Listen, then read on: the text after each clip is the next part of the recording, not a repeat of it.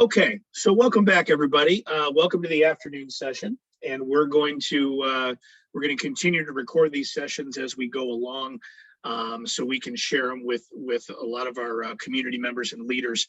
As I said, this afternoon we'll be covering some critical topics. One of the things that I wanted to make mention of again is that we have a pretty diverse group of participants on this leadership seminar. Some of them are some of our most experienced leaders who are here to potentially share ideas and just to be part of the discussions. But we do also have some volunteers and some potential leaders who are stepping into key positions for the very first time. So we wanted to be very specific in terms of the types of content and the types of subjects we were going to be discussing over the course of the day, and that's why I wanted to reach out to Mr. Steve Peacock.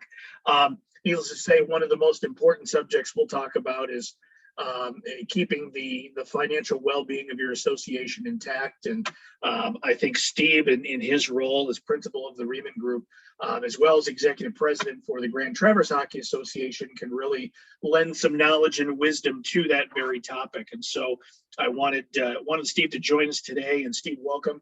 Thank you for being here. And I was hoping you could kind of take people through a 101 on association finances, maybe some of the do's and don'ts, common pitfalls, things of that sort, things that they should keep at top of mind as they're going through their season this year. And I'll continue to monitor the participant chat as they come through.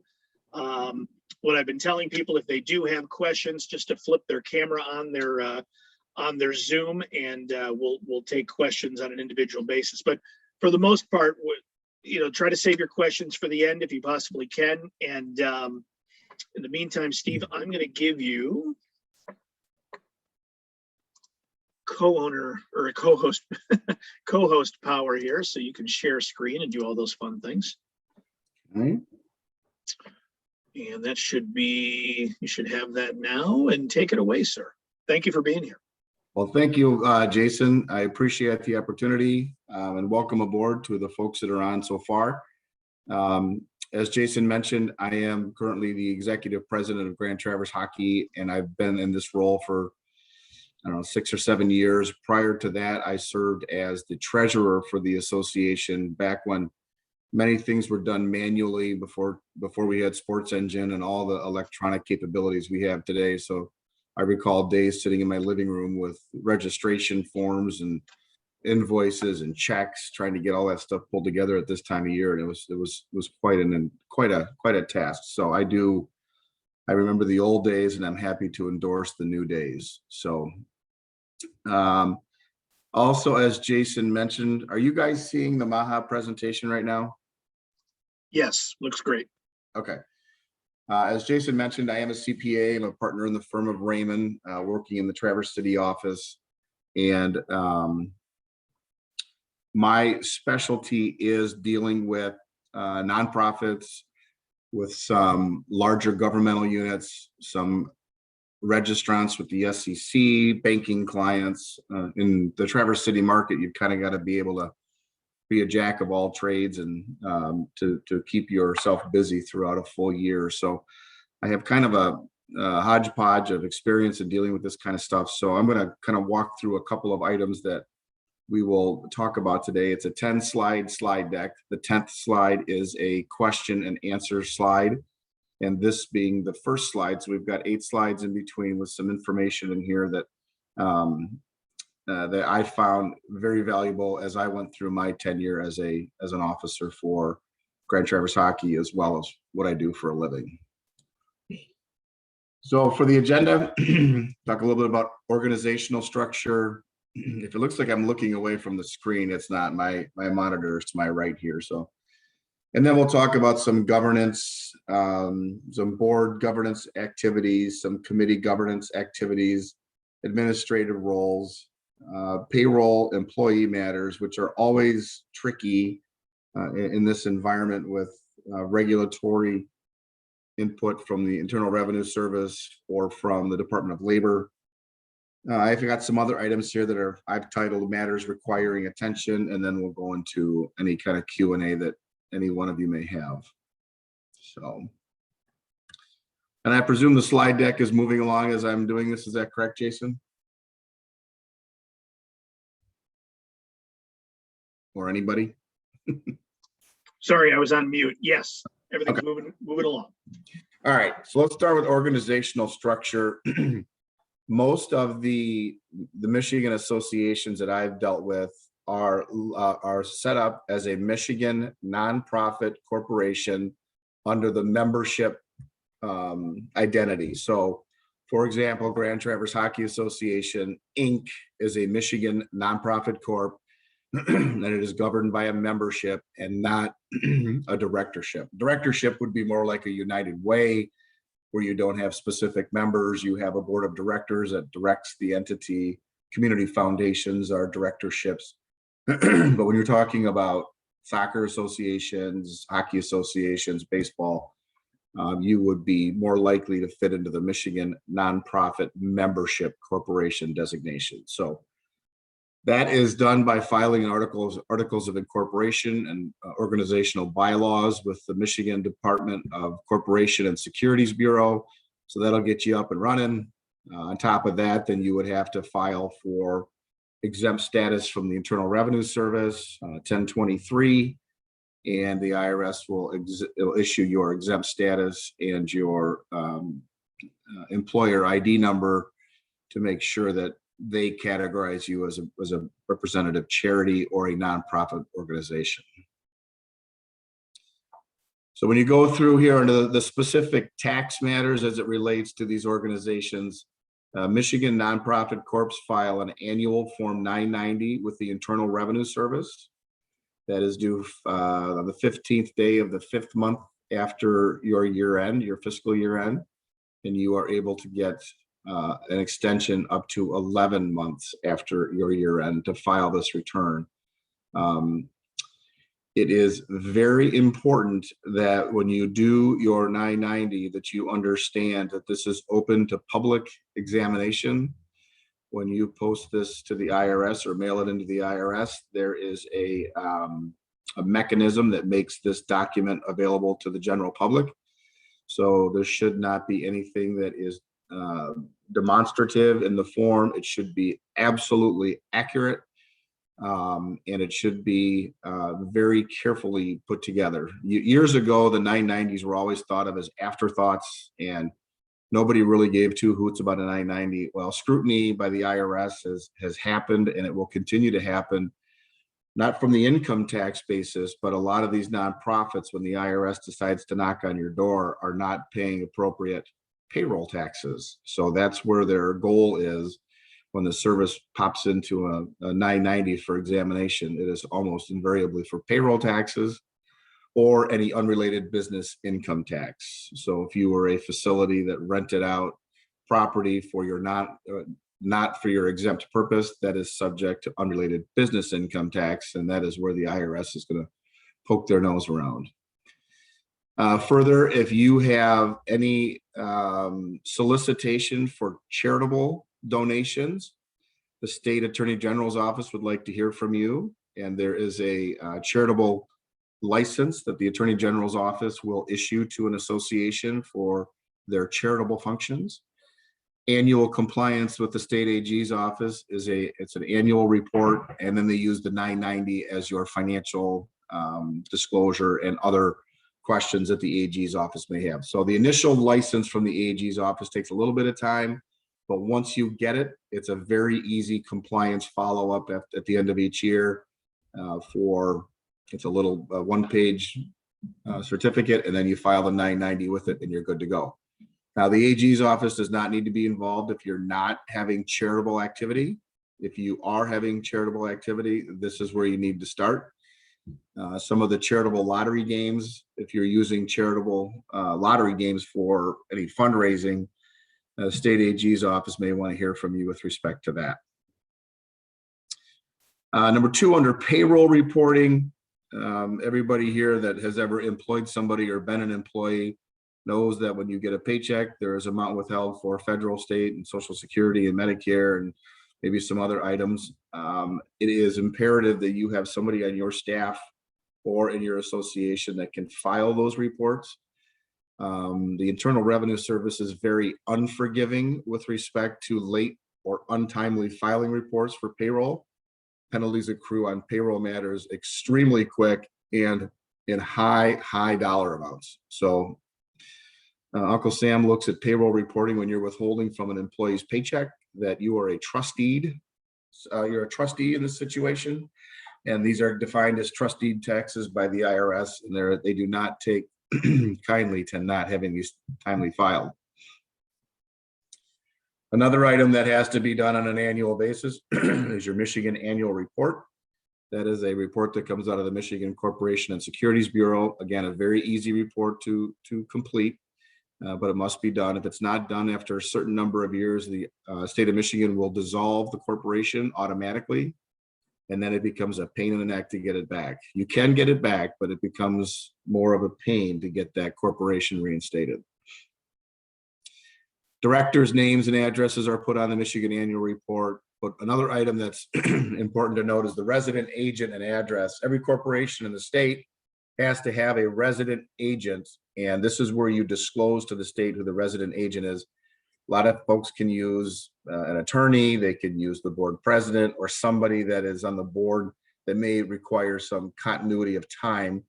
If you change all your board members every year and you want your resident agent changes, this is the form that you report that to the state on, along with the address when you file your Michigan annual report. Under importance and review of 990 by the board, there is a specific check mark on the 990 that requires prior to filing that a finance committee or a board of directors review a draft of the 990 prior to submission to the Internal Revenue Service. That is a question that is asked on the form. So for those of you who may or may not have ever seen a 990 and you are on a board, mind you, you should have seen that prior to filing and understand some of those questions that are on all of the questions on the form. As you work through the year with bylaw changes, we try to keep our bylaw amendments up here to every 4 to 5 years. That becomes an issue because if your bylaw changes modifies your exempt status, you are required by law to inform the IRS so they can reevaluate your nonprofit status. If you're changing things like, what does the treasurer do? What does the president do? That would not necessarily trigger an issue with the IRS. If your overall mission changes in a material manner, IRS wants to know that to make sure you qualify as an exempt organization.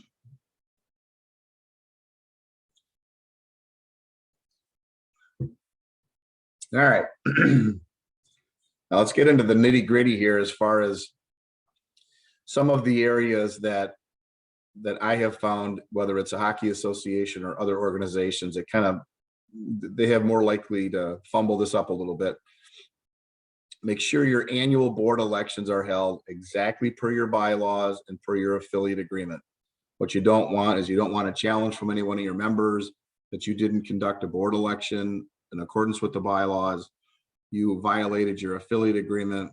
Then you're going to have conversations with George and Steve Stapleton and avoid those as best you can. Make sure your bylaws are very clear about what your annual board election looks like and what a quorum is and what to do for spots that may have multiple candidates.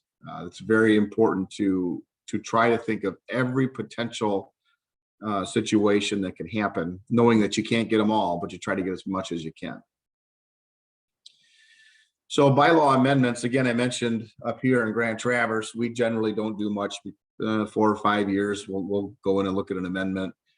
But the importance to keep up with current affairs. I think not the last time, but the time before we did a bylaw update here, there was absolutely no mention about electronic voting. There was no mention of using Zoom for meetings. There was no mention of any of this other than get your butts in a seat, raise your hand, be counted in a vote. And that was the only way that those were allowed. So I think in the last 18 months, we've all seen that not only nonprofit associations, but governmental units have had to work Zoom or any choice that they're using for electronic meetings.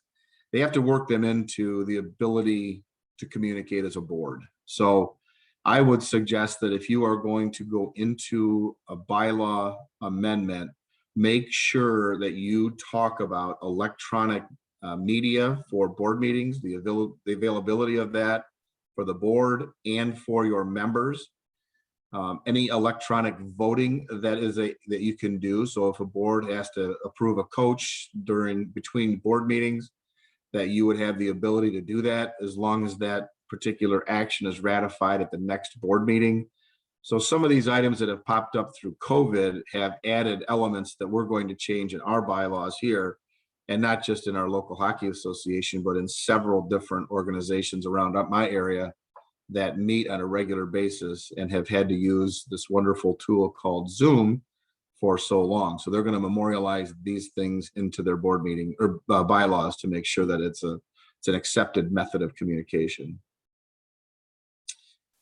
Board minutes, I would suggest that all of those are kept up to date as possible and make them available to your members on a monthly basis. Some of your members may not be able to attend board meetings, but they are interested in the ongoings of the association. And what you don't want is you don't want to have a page on your website that says, here's your board minutes, and it's blank or it's a year and a half old. So we try to do the best we can up here to keep our board minutes, when they're approved at the subsequent board meeting, then they are posted onto our website and available for really anybody who wants to read them. So there's no member only access to our board minutes, but they are available.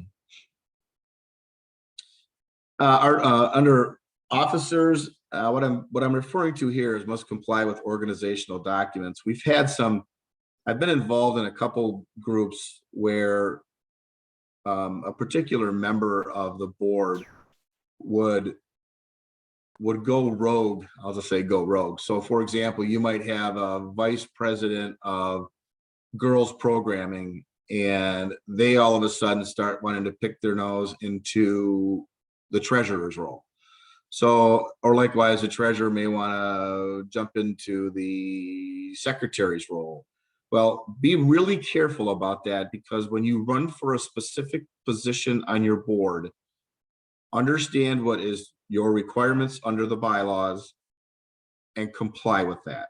You don't need to get out of your lane. As a board, you will have all your lanes covered, but be mindful that no matter how much you would like to be able to find out what the other person is doing, that should be kept for your board meetings and not circumvented throughout times when you're not meeting as a board. So I'm just cautioning you that I've seen that a couple of times, both in hockey and outside of hockey, where other board members try to make it difficult for the elected board member to take care of their responsibilities just simply by nosing around in areas that they don't belong. As I mentioned before, articles of incorporation and bylaws, these are documents that are filed with the Michigan Corporation and Securities Bureau, and those create the legal entity in the eyes of the state of Michigan. So those can be amended, those can be updated. They are available online from the state's website, and I would suggest that if you have amendments to them, get yourself an attorney that might be in your association and help you get those updated so they are more relevant to what your operations are today. Bylaws are exactly the same thing.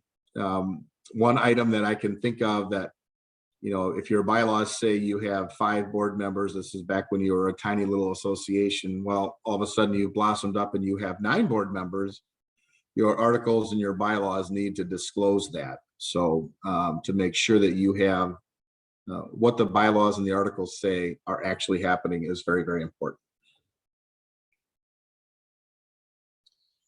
All right, now under board committees, I don't know how many boards out there use a committee structure. I'm speaking specifically from how it's done in Grand Traverse and how I may have seen it done in some other non-hockey associations. When you look at structures, I'll walk down ours at Grand Traverse. We have the executive committee, which is the full board, and then we have travel, house, and girls, 3 separate committees, and the vice president of the executive board, one will serve as the travel vice president, one will serve as the house vice president, and one will serve for the girls programming vice president. So a lot of the information that happens with respect to pick for example, the Girls Committee. What's happening with the Girls Committee is typically handled at the committee level, and then it is brought and shared to the board for ratification. So the executive board tends to be more administrative and less controversial at times. And the committees is typically where a lot of the sausage gets made, if you will. So every association, depending on their size and need, will have to figure out what any need for a structure would be, or a structured committee would be. If you choose to use committees, ample notice for meetings and where they can be to be in attendance or even electronically. Be mindful that there's no formal action allowed in a committee. It's typically less than a quorum that will be at a committee. What comes from the committee gets pushed up to the full board for ratification at the executive board level. Concise and meaningful. We don't need to have a committee for the color of the paint in the locker room and the number of stalls in the bathroom. Try to have these concise and meaningful to your executive board as a whole.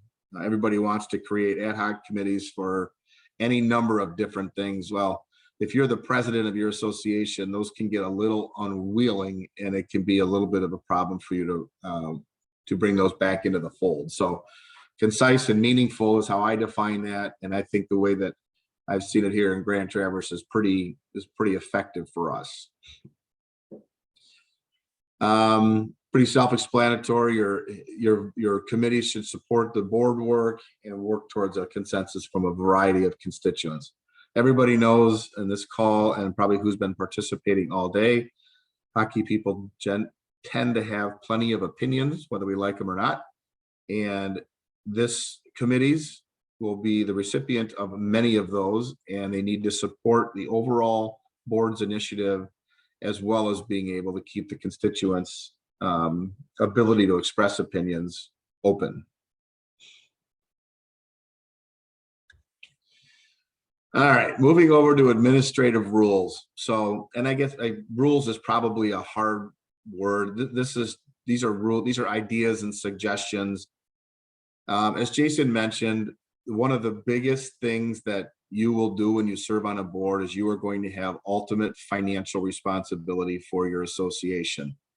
And with that responsibility, that's a heavy lift. You want to make sure that you have the appropriate internal controls in place to make sure that there's not money walking out the back door, that there's not deposits not being made, that there's not equipment running out the door.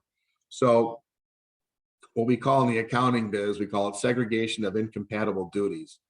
And understandably, it's difficult when you have a volunteer board to have people coming in. You know, one might review an invoice, one might approve the invoice, one might sign the checks. I understand completely that you don't want to have 6 board members involved in writing a simple check to buy a goalie stick. I understand that. So you have to find the most effective ways to mitigate this risk. It can be a monthly review of checks, a monthly review of a bank statement. Have your bank statement delivered or mailed to a board member's home rather than your association location, so the board member gets the statement directly from the bank, and they can look at that prior to turning it over to the rink or to the office of the association. It can cut down any kind of potential fraud for altering a bank statement. But you have to determine what is the best internal controls for you. But suffice it to say, there are any number of best practices out there to help segregate incompatible duties, but know that there is not a way to completely make yourself risk-free. That just doesn't exist. So best practices evolve every single day, especially with the technology world that we're in today. There's artificial intelligence for recording invoices, issuing purchase orders, writing checks clearing the bank. There's all sorts of artificial intelligence available around electronic data The one area that does not have a great deal of control right now is cash. So where we are, we try to minimize the amount of cash that we bring into the association. Takes a little bit of time to get your membership used to that. And we've been doing that now for 3 or 4 years. So there's just a teeny tiny amount of cash that comes into our association. Most of it's all done through EFTs or debit or credit cards.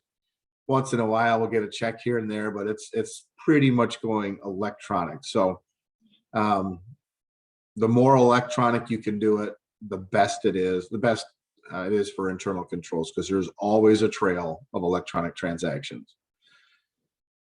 So I'm bouncing around a bit on this slide. I apologize. Under insurance bonding, it's important for each association to have a fidelity bond for at least the treasurer, and if not the entire board. So if somebody walks off with a bunch of money, you're going to have some insurance available to provide for that. Those are called fidelity bonds, and any one of your insurance agencies in your local community can help you with that. And I would bond at least the financial person, if not the entire board.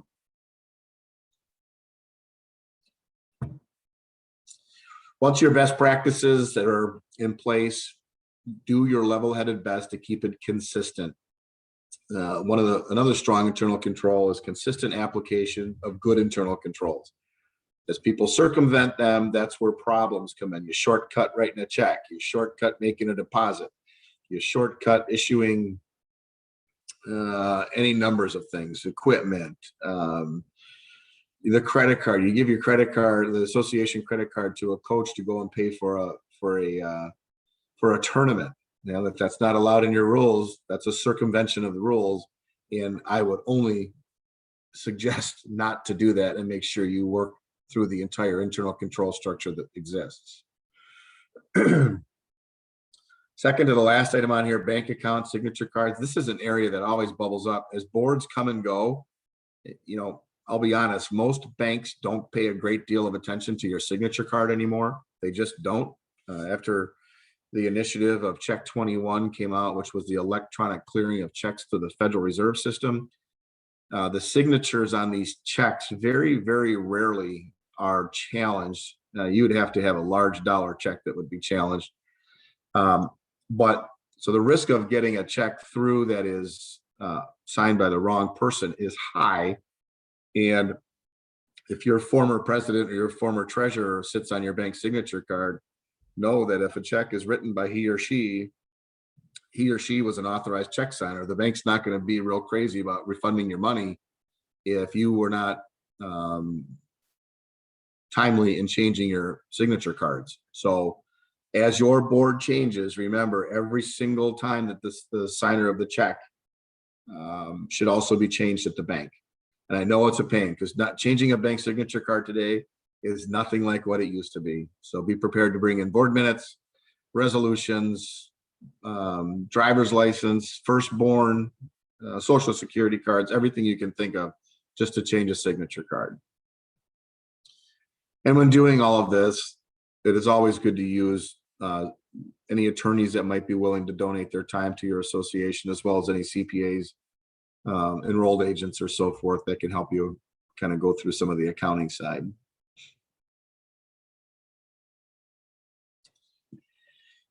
All right, keeping up now here with some more administrative ideas. I don't know how often you as a board report financial matters to your membership. So that is entirely a board decision. I know that when I first got involved in Grand Traverse, being the bean counter, I was so excited to bring, 50, 60, 70 copies of the month-end financial statements and AR listings and all this great reporting stuff, and only to find that nobody really cared. They just wanted to know if we had enough cash in the bank, accounts receivables were being collected, and there was no errant money going out the back door of the association. So I learned the hard way that as proud as I was of the work I was performing, that not everybody found the same value that I did. So you will have to figure out what the right reporting timeline is for your association. And you can provide summary information, you can provide detailed information, Using the web is fantastic because you could just post your financials on the web. Be mindful, you don't want to post accounts receivable listings because those are going to have people's names on there. That should be redacted. You don't want to post anything that would have any kind of an identifier to a social security number or a federal ID number. That is not good. But summarized data on a monthly, quarterly basis seems to work best from what I've seen. Further, when we had at the annual meeting, I would print off, since I brought 70 to every board meeting, I brought 500 to our annual meeting.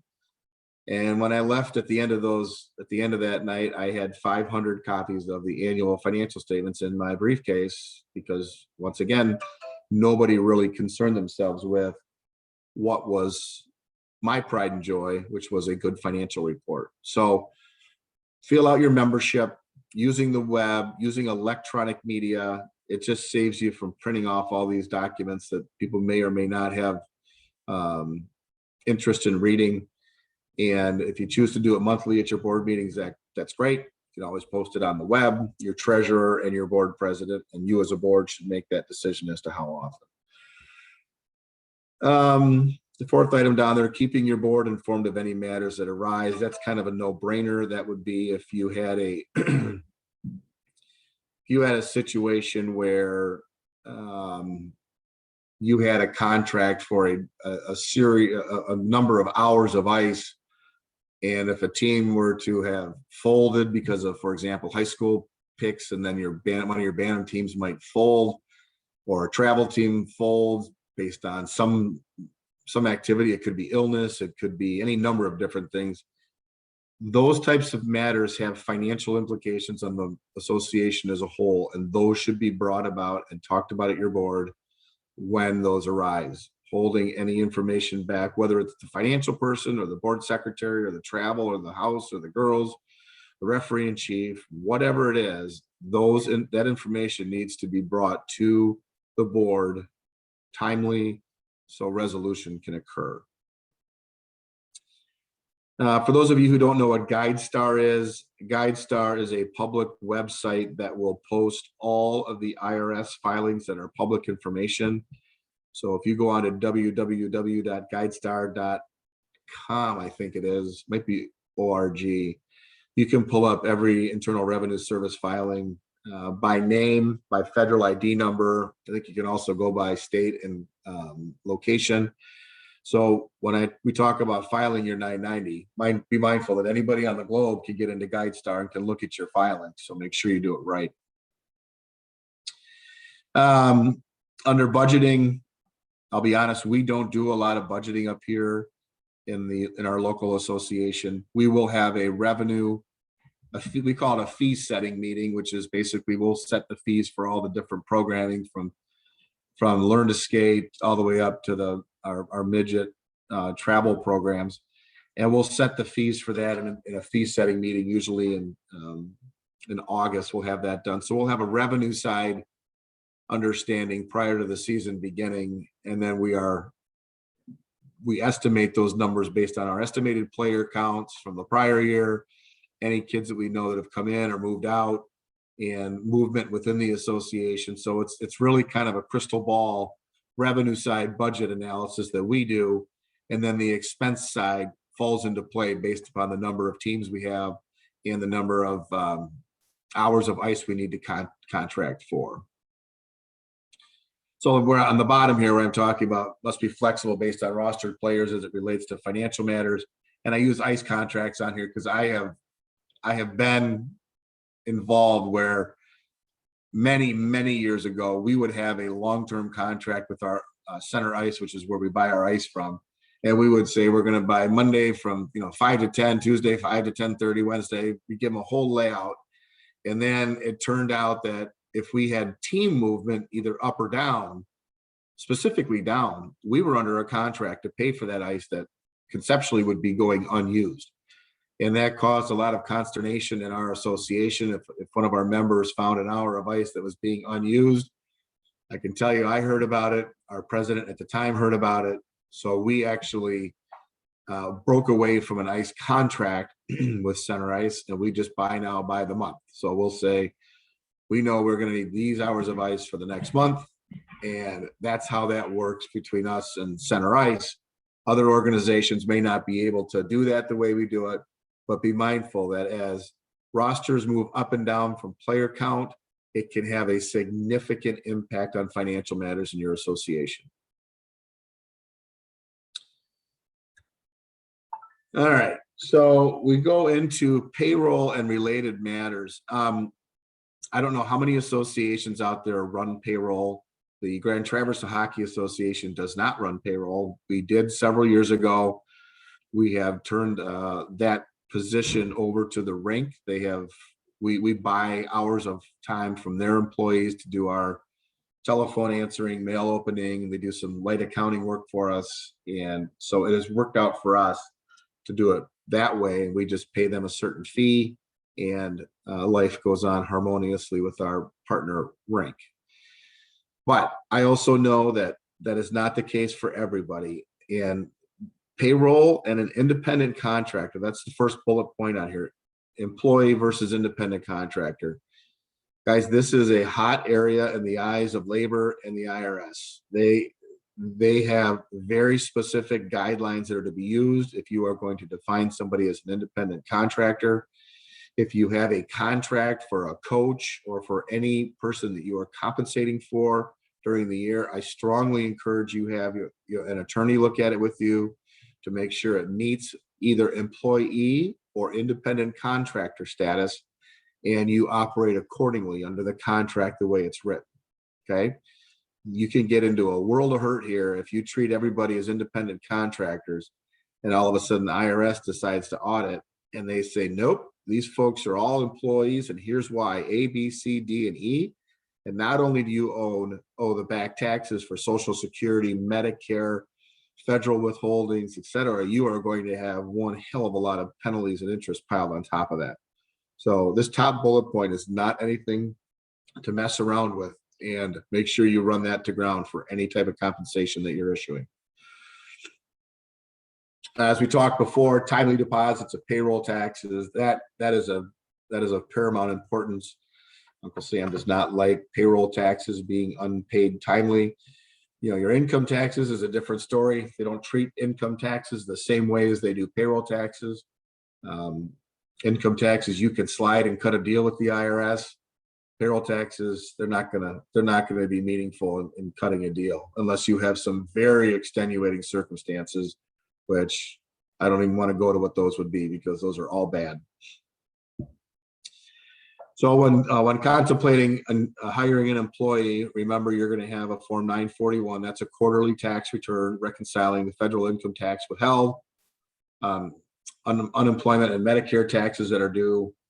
Your 940 is an annual form that will be sent with the IRS. To the IRS, which is your state federal unemployment contribution to the federal unemployment program. Then you'll have state unemployment forms to complete. And don't forget workers' compensation insurance. So what we have had is we've had situations where recently where we're looking at adding some compensating an individual, and when some of the membership said, well, we're just going to pay him so and so and so and so. Well, yeah, it matters if that person happens to be an employee. Well, now we've got workers' comp, we've got unemployment. There's all sorts of employee reporting that goes on. Certainly it's better to be an independent contractor, but you've got to make sure that you fit that square peg into that round hole. So payroll is sticky. That's all I can tell you, and make sure you have somebody doing it and doing it right. As far as annual reporting, W-2s and 1099s, W-2s for people who are wage earners, that is going to be issued for anybody who has compensation, any compensation issued by the organization. So you'll be required to file a W-2 for each employee, as well as a summary W-3, which totals all the W-2s for the organization. And those are sent into the IRS, either by mail or electronically. And then the state of Michigan will accept copies of these W-2s for their state withholding when you file your state your state tax form for payroll.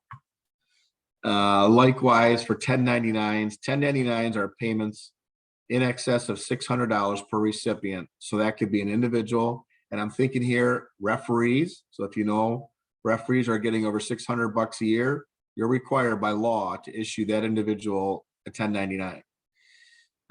Any LLC, which is a LLCs in the eyes of the IRS, are either partnerships or sole members. So those are not incorporated entities. So if you're writing a check for $1,000 to ABC LLC, they should be getting a 1099. Partnerships, again, those are unincorporated entities required to receive a 1099. All your law firms, no matter how much you spend on a law firm, needs to get a 1099. And on occasion, people will say law firm or accounting firm, because I know around the first part of January and the first part of February, I get dozens of 1099s sent to us. And the way it's written is the law firm is the one that has to be required for the 1099. But some of our clients add us into the bailiwick there. So we have reported 1099 income as well. File these forms correct and on time. The penalty for not filing 1099s is high, even when they're late. And what you don't want to have is you don't want to have unsubmitted 1099s, and then the IRS can come in and give you a per day per 1099 penalty, and they go fast. One of the pitfalls here, be mindful that if your organization does not issue 1099s, and I know that there are organizations that don't, so these are the rules for doing it. You run the risk of one of your recipients, I'll just pick a referee. Your referee gets his tax return examined, and the IRS sees on his tax return or determines during the audit unreported income on his tax return. So not only is the taxpayer going to get a nasty gram from the IRS, they are going to now look to the Hockey Association for why were you not issuing a 1099 in this case. And then that'll go into a whole different type of examination that can yield all sorts of penalties and interests. So as you can probably guess by my tone in this is not something you want to screw around with, and you want to have the right people helping you navigate the road for payroll, independent contractors, and all those related matters.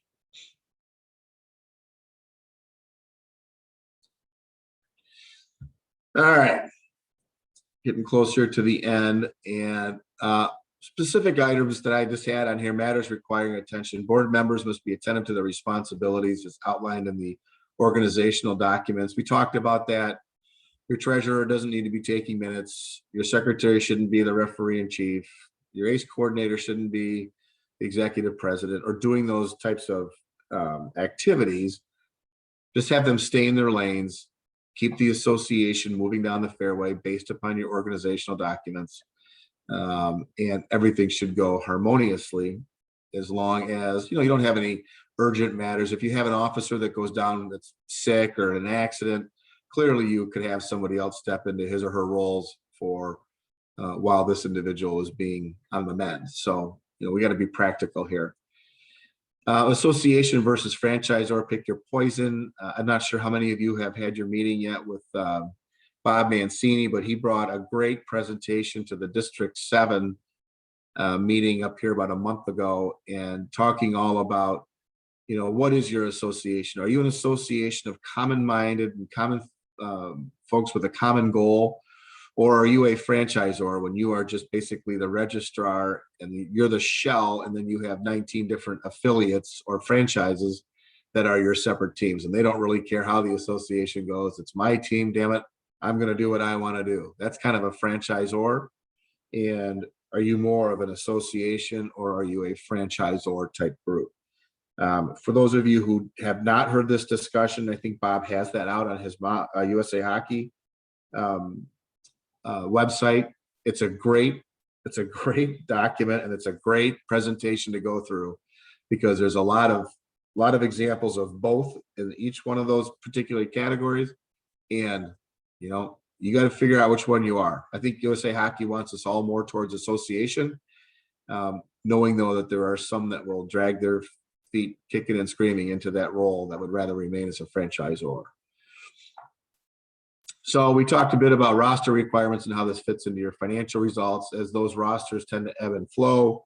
Make sure that your financial results are being monitored. If you have a predictive or a substantial increase in members, you should have a predictable increase in revenue. Likewise is the same on the other side. Expenses have relationships to revenues. And for those of you that sit in the financial world, you can do a fair amount of predictive analytics on what your net income would be at the end of the year, simply by monitoring rosters, because you're going to know hours and you're going to know costs of jerseys, you're going to know costs of this and that and the other thing. So the roster drives your financial results, as you know, as well as other compliance, but your rosters, as they move up and down, that is your predictive analytic for revenues and expenses. Board secretary, get a good one to keep the minutes up to date. We have been fortunate up here. We have an attorney that is our board secretary. So for those of you who don't know, attorneys get paid by the minute. I'm sorry, by the word. So minutes can be lengthy, and that's good. Nothing wrong with having detailed minutes. By now, you all should have completed your affiliate agreement and done all that information for MAHA. If not, please jump on that right away.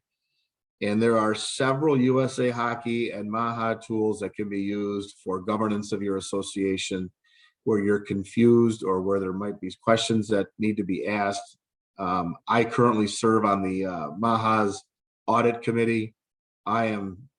You can always email me with questions you might have, depending on what time of year it is during tax season. It might take me longer than other to get back to you, but do not hesitate to shoot me an email, and I'm happy to help with whatever I can. And again, I see a lot of issues that are specific to hockey, but also way away from hockey that I plagiarize in my world, because there's some really good things happening out there. And there's some bad things that happen too that I learned from, that make sure we don't do that within our hockey association. So having said all of this, in my Dale Carnegie training, I don't put questions. I say, who has the first question? And I am willing to answer any questions that you may have. I see Stacy, or excuse me, I see Shane Wheeler first. Shane, go right ahead. So we just noticed our bylaws that it says in a board member are the hockey members themselves.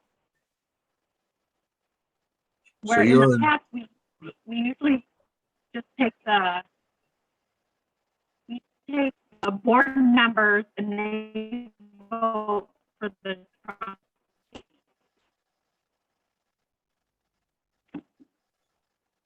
Jason, is it my internet or is it Shane's?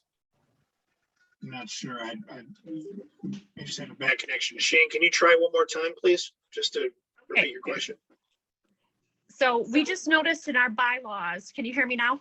Yep. Yes, that's great. Okay.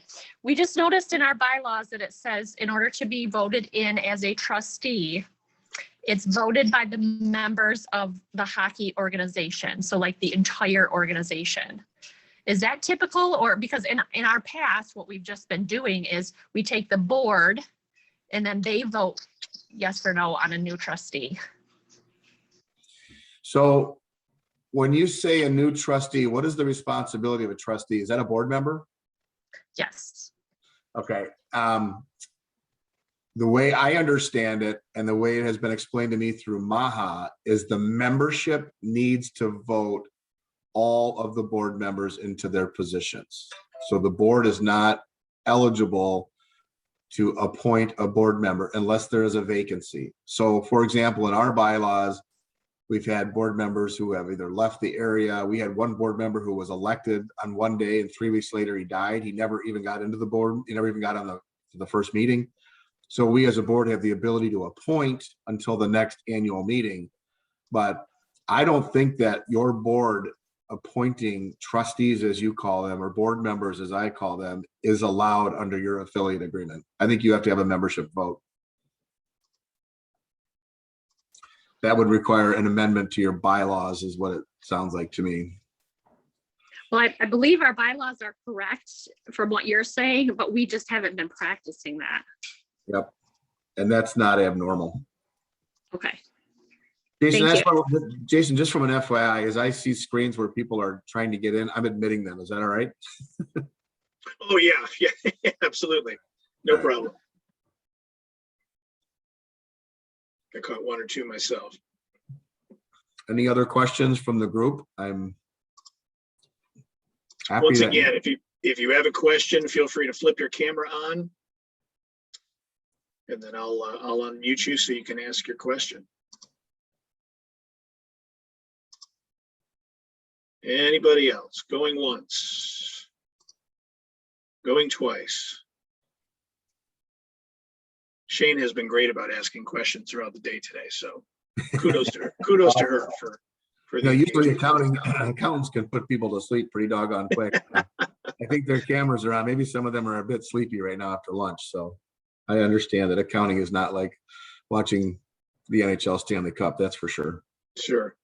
Well, in any event, the good news is we are recording this, and I know this is valuable information, not just for the people in this group, but those who are those who can't join us here today, but are in leadership positions. So with your blessing, of course, I'll be sure to pass this content along to our other associations so they have that. Certainly, if any of you have any additional questions, feel free to reach out at any time. I'd be more than happy to facilitate any questions that you have for Steve. But if not, Steve, I sincerely appreciate your time this afternoon. And looking forward to a great season. We appreciate your leadership. You know, I'll just tell you, it's the prospect camp is up here right now, so it's fun seeing all the young kids in the restaurants up here. And I know that they're busting their hump up at center ice trying to make a team. And you're kind of getting a little cooler tone of the weather in the evening, and hockey season's on its way, folks. Let's get going. That's right. Now we're looking forward to it. So, Steve, thank you again for the time. We're a little ahead of schedule here. Why don't we take a 5-minute bathroom break, fill up the drink, check on the kids, do whatever you need to do. Let's get back here at 2:00 sharp, and we'll continue our discussions.